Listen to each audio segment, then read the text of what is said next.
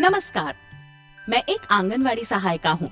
आप सब जानते हैं कि मैं अपने क्षेत्र की गर्भवती महिलाओं, धात्री माताओं और शिशुओं के स्वास्थ्य, पोषण एवं शिक्षा को बेहतर बनाने हेतु सतत रूप से कार्य करती हूँ और मेरे इन कार्यों के एवज में सरकार द्वारा मुझे मानदेय और प्रोत्साहन धनराशि यानी PLI का भुगतान किया जाता है।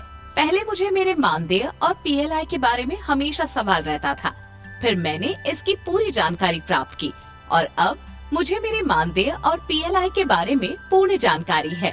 इसलिए मैंने सोचा क्यों ना आज मैं अपनी सभी आंगनवाड़ी सहायिका दीदी लोगों से भी ये जानकारी साझा करूं।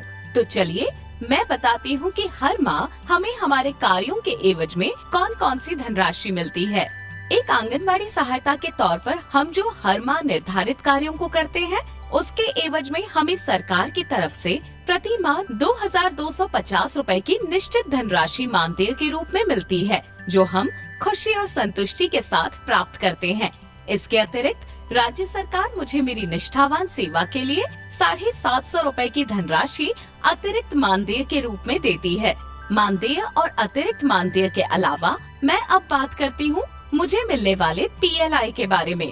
PLI का मतलब होता है परफॉर्मेंस लिंक्ड इंसेंटिव, यानी आसान भाषा में कहे तो ये एक तरह की प्रोत्साहन धनराशि है जो केंद्र एवं राज्य सरकार द्वारा हम आंगनवाड़ी सहायिकाओं को प्रति माह निर्धारित लक्ष्य पूरा करने पर मिलती है। इसके तहत अगर मैं हर माह अनुपूरक पुष्टाहार का 100% वितरण करने में सफल होती हूँ, तो मुझे 400 रूपए की प्रोत्साहन धनराशि मिलती है।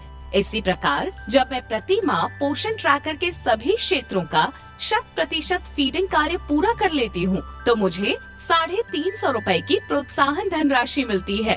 इसके अलावा यदि मैं प्रति माह कम से कम 21 दिन आंगनवाड़ी केंद्र खोलती हूँ, तो मुझे 250 रूपए की प्रोत्साहन राशि मिलती है। इस तरह हर माह मुझे कुल 3000 रूपए की धनराशि निश्चित मासिक वेतन के रूप में प्राप्त होती है।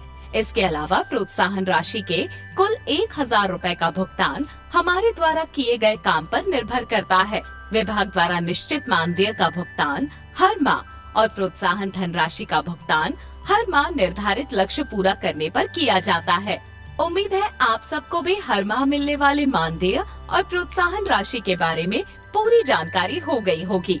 यदि आपको इस संबंध में अन्य जानकारी चाहिए, तो आप अपने जिले के DPO या CDPO से संपर्क कर सकती हैं।